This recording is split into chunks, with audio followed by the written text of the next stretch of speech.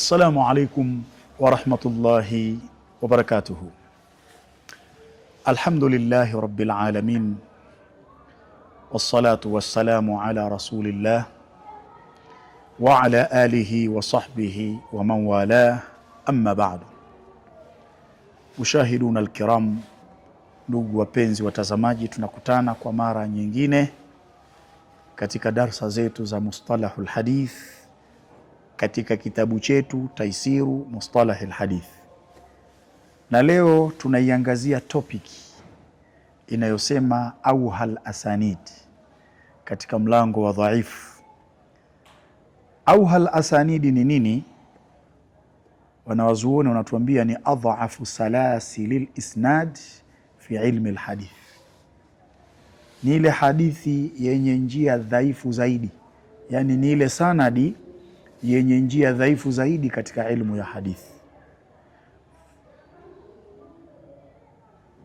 Faidha ahadu ulamau lhadithi, faidha qala ahadu ulamai lhadithi hadha huwa min auhal asanid, anaposema mmoja katika wanawazuoni wa hadithi kwamba hii ni katika auhal asanidi, akisema hivyo, falmaqsud anna hadhihi silsila min ashaddi al-asanidi dha'fan, anachokikusudia ni kwamba huu muunganiko wa wapokezi ni miongoni mwa ile miunganiko iliyokuwa na udhaifu zaidi.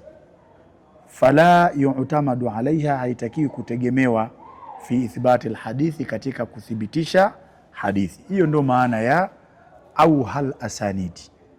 Sasa leo tutasoma wabinau ala ma taqaddama, na kwa kujengea juu ya yale yaliyotangulia, fi sahihi, katika sahihi, min dhikri asahi al-asanid, miongoni mwa kutaja sanadi zilizo sahihi zaidi.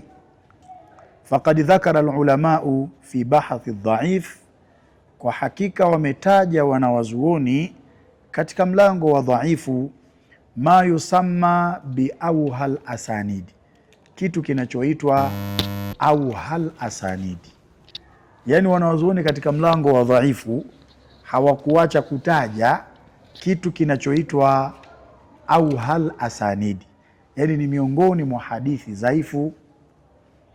Wakad dhakara al-Hakim an-Nisaburi, na kwa hakika ametaja al-Hakim an-Nisaburi jumlatan kabiratan min auhal asanidi, jumla kubwa miongoni mwa hadithi ambazo sanadi zake ni auhal asanidi. Kataja binisbati ila baadhi sahabati, kwa mnasaba wa baadhi ya masahaba, au baadhi aljihati, au kwa mnasaba wa baadhi ya pande, yani sehemu, walbuldani, na kwa mnasaba wa baadhi ya miji.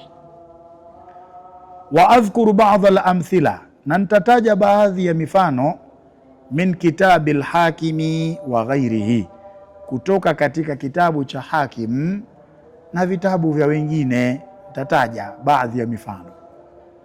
Alifu auhal asanidi bin nisbati li Abi Bakar Siddiqi radhiyallahu anhu, hadithi ambayo ni auhal asanidi kwa mnasaba wa Abi Bakar Siddiqi, Mwenyezi Mungu amwie radhi, ni ile ambayo ndani yake kuna Sadqatu ibn Musa ad-Daqiqi an Farqadi as-Sabkhi an Murrah at-Tayyibi an Abi Bakra. Utatazama katika Maarifatu Ulumi al-Hadithi sahifa ya 81 mpaka 82, utakuta hiyo auhal asanidi. Albau auha asanidi shamiyin, hadithi ambayo ni katika auha asanidi ya kwa mnasaba wa watu wa Sham, ni hadithi ambayo ndani yake kuna Muhammad ibn Qais al-Maslub an Ubaidillah ibn Zuhri an Ali ibn Yazid an al-Qasim an Abi Amama. Kitazama huku utaona undhuru katika Tadribu Rawi juzu ya kwanza sahifa ya 181, utakuta hapo. Lakini vile vile auha asanidi Ibn Abbas radhiallahu anhu ni ile hadithi ambayo inatokana na Sudai Saghir Muhammad ibn Mirwani an al-Kalbi an Abi Salih an Ibn Abbasi qala al-Hafidh Ibn Hajari hadhihi silsilatu al-kadhib la silsilati dhahab, silsila hii ni ya urongo na wala sio silsila ya Imamu Dhahab. Akasema hivyo tazama katika Tadribu Rawi juzu ya kwanza sahifa ya 181. Tutazame mithaluhu, mfano wake.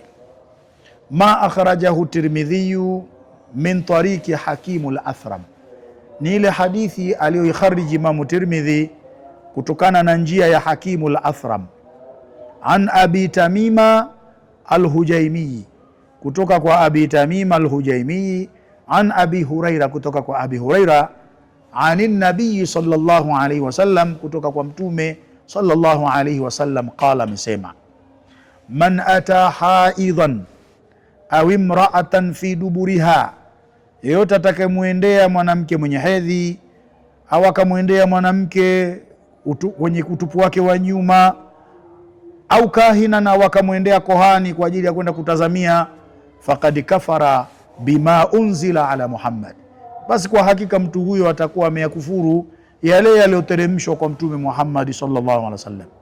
Thumma qala Tirmidhi ba'da ikhrajihi, kisha akasema Imamu Tirmidhi baada ya kuitoa hadithi hii akasema, la naarifu hadha alhadithi, hatuitambui hadithi hii, illa min hadithi Hakimi al-Athrami, isipokuwa kutokana na hadithi ya Hakimu al-Athrami an Abi Tamima al-Hujaimi, kutoka kwa Abi Tamima al-Hujaimi an Abi Huraira, kutoka kwa Abi Huraira. Thumma qala, kisha akasema, wadhaafa Muhammadun hadha alhadithi, na akaidhoofisha, wadhaafa Muhammadun hadha alhadithi, na akaidhoofisha Muhammad hadithi hii, min qibali isnadihi, katika upande wa sanadi yake. Ukiangalia huku namba 9 anakuambia angalia katika Tirmidhi pamoja na sharhi yake juzu ya kwanza sahifa ya 419 mpaka 420, utayakuta hayo. Qultu, nimesema, lianna fi isnadihi Hakim al-Athram, kwa kuwa katika sanadi yake yupo Hakiman al-Athram, waqad dhaafahu al-ulama, na kwa hakika wamemdhoofisha wanawazuoni. Faqad qala anhu al-Hafidh Ibn Hajari, kwa hakika amesema kuhusiana na huyo bwana al-Hafidh Ibn Hajari fi Taqrib at-Tahdhibi, katika kitabu kinachoitwa Taqrib at-Tahdhibi, fihi lin, ndani yake kuna ulaini. Tuangalie hukumu riwayati, hukumu ya kuipokea hiyo hadithi ambayo ni auhal asanid. Yajuzu inda ahli alhadith, inajuzu mbele ya watu wa hadithi, wa ghairuhum, na wengine wao, riwayatul ahadithi dhaifa, kupokea hadithi dhaifu inajuzu. Watasahul fi asanidia, na kuchukulia wepesi katika sanadi zake, min ghairi bayani dhufiha, pasina kubainisha udhaifu wake. Bikhilafi alahadithi almawdhu'a, na hii ni kinyume na hadithi ambazo ni maudhuu, wamekataa kupokelewa. Fa innahu la yajuzu, hakika hadithi ambazo ni maudhuu haijuzu riwayatuha, kuzipokea, illa ma bayani dhufuha, isipokuwa pamoja na kufafanua ule udhaifu wake, bishartaini, kwa sharti mbili. Kwa hiyo wanasema yajuzu inda ahli alhadithi wa ghairuhum, inajuzu mbele ya watu wenye hadithi, mbele ya watu wa hadithi na wengine wao. Inajuzu nini? Riwayatul ahadithi dhaifa, kupokea hadithi dhaifu inajuzu. Watasahulu fi asanidiha, na kuchukulia wepesi katika sanadi zake, min ghairi bayani dhufiha, pasina kubainisha udhaifu wake. Bikhilafi alahadithi almawdhu'a, kinyume na hadithi ambazo ni maudhu'a. Fa innahu la yajuzu riwayatuha, hakika hadithi hizo haijuzu kuzipokea, illa ma bayani dhufiha, isipokuwa pamoja na kubainisha udhaifu wake, bishartaini, kwa sharti mbili. Kwanza kabisa, alla tataallaqu bil aqaidi, hadithi ambazo ni maudhuu zisifungamane na mambo ya aqida. kasifati llahi taala, kama vile hadithi zinazoelezea sifa za Mwenyezi Mungu mtukufu. Pili, an la takuna fi bayani al-ahkami shar'iyya mimma yataallaqu bil halali wal haram, zisiwe katika kufafanua hukumu za kisheria miongoni mwa yale mambo ambayo yanafungamana na halali na haramu, isiwe hivyo. Yani yajuzu riwayatuha, anakusudia inajuzu kuzipokea hadithi hizo, fi mithli almawaidhi, katika mfano wa kuzitolea mawaidha, watarghibi, na kuwafanya watu wapende kufanya kheri, watarhibi, na kuwatisha, kuwahofisha watu waepukane na shari, walqisasi, na visa, wama ashbaha dhalika, na yale yanayofanana na hayo. Wa mimman ruwiya anhu atasahulu fi riwayatiha, na miongoni mwa wale ambao imepokewa kutoka kwake uchukuliaji wepesi katika kuzipokea hadithi hizo ni huyu Sufyanu Thauri wa Abdurrahman ibn Muhdi wa Ahmad ibn Hanbal. Wa yanbaghi tanabbuhu ila annaka idha rawaitaha min ghairi isnadi fala taqul fiha qala Rasulullah sallallahu alaihi wasallam kadha, na inatakikana uzinduke, utanabahi pale wewe unapopokea hadithi pasina kutaja sanadi, uepuke na kusema amesema Mtume sallallahu alaihi wasallam, fala taqul fiha qala Rasulullah sallallahu alaihi wasallam kadha, uepuke na hilo.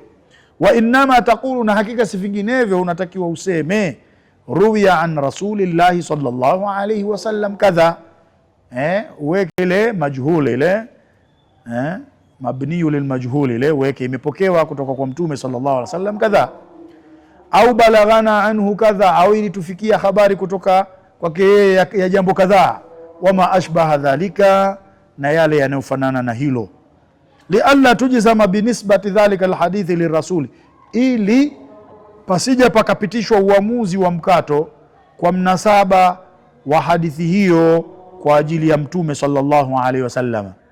Wa anta taarifu dhu'fahu, na hali ya kuwa wewe wajua udhaifu wake.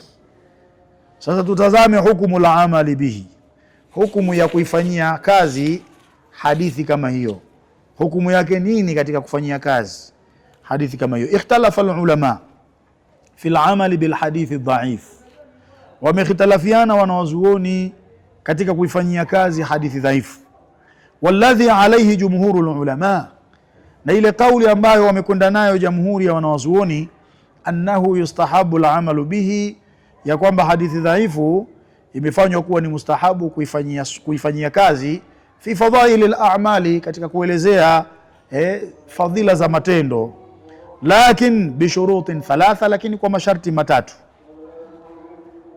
Uwadhihuha au awdahaha al-Hafidh Ibn Hajar, masharti hayo matatu ameyaweka wazi al-Hafidh Ibn Hajar. Wahia, nayo hayo masharti matatu, sharti la kwanza, an yakuna dhu'fu ghairu shadid, ule udhaifu wa hadithi usiwe mkubwa. Sharti la pili, an yandarija alhadithu tahta asli ma'mulin bihi, ipangike hadithi chini ya msingi wa ile hadithi yenye kufanyiwa kazi, ipangike hivyo, yani ikitazamwa ile hadithi uwepo uwezekano wa kuifanyia kazi. Tatu, an la ya'taqida inda al-amal bihi thubutuhu, asizingatie wakati wa kuifanyia kazi kuthibiti kwake hadithi hiyo, bali ya'taqidu al-ihtiyata, bali anatakiwa aitakidi kuchukulia tahadhari, naweza nikaiacha kumbe ni hadithi ya kweli, kwa hiyo ataifanyia kazi kwa kuchukulia tahadhari. Na mwisho kabisa tutatazama ashharul musannafat allati hiya madhannatu dhaif, vitabu vilivyo mashuhuri zaidi ambavyo ndani yake ndio kuna sehemu ya hadithi dhaifu, ndio mahala pa hadithi dhaifu. Tutazame ashharul musannafat, vitabu vilivyo mashuhuri zaidi, allati hiya madhannatu dhaif, ambavyo vitabu hiyo ndio mahala pa hadithi dhaifu. Kwanza, alkutubu allati sunnifat fi bayani dhuafa, ni vile vitabu ambavyo vimetungwa katika kufafanua adhuafa, hadithi dhaifu, au wale wapokezi ambao ni dhaifu, ka kitabi dhuafai libn Hibban, kama vile kitabu kinachoitwa adhuafa cha Ibn Hibban, wa kitabu mizani al-i'tidali lidhahabi, na kitabu kinachoitwa mizanu al-i'tidali cha Imamu Dhahabi. Fa innahum yadhkuruna amthilata lilahadithi, hakika wao wanataja mifano ya hadithi allati sarati dhaifatun, ambazo zimekuwa ni dhaifu bisababi riwaya, kwa sababu ya riwaya, bisababi riwayati ulaika dhuafa ula, kwa sababu ya kupokelewa na hao madhaifu. Kitabu kingine alkutubu allati sunifati fi anwa'i dhaif khassa, ni vitabu ambavyo vimetungwa kwa ajili ya kuelezea tu aina ya hadithi dhaifu. Mithlu, mfano kutubul marasil, vitabu vya marasil wal ilal, wal mudraji fi ghairiha ka kitabil marasil, kama vile kitabu cha marasili li Abi Daudi, wa kitabul ilali lidaraqutni, na kitabu kinachoitwa al ilalu cha Ad-Daraqutni. Hivyo ndivyo vitabu ukienda ukavitafuta na ukafunua, utakuta wametajwa marawi ambao ni madhaifu, lakini zimetajwa vile vile hadithi ambazo ni dhaifu. Tumuombe Mwenyezi Mungu Subhanahu wa Ta'ala atujalie taufiki juu ya darasa zetu hizi tunazozipitia, lakini thawabu zake azifikishe kwa wazazi wangu mzee Ramadhani Ndaki, afikishe kwa mama yangu mzazi Zainabu binti Andrea, lakini afikishe kwa shekhe wangu Sheikh Abu Qasim Nyamkunga. Tunamuomba Allah Subhanahu wa Ta'ala ajalie makaburi yao iwe ni rawdah min riyadhil janna. Wassalamu alaykum wa rahmatullahi wa barakatuh.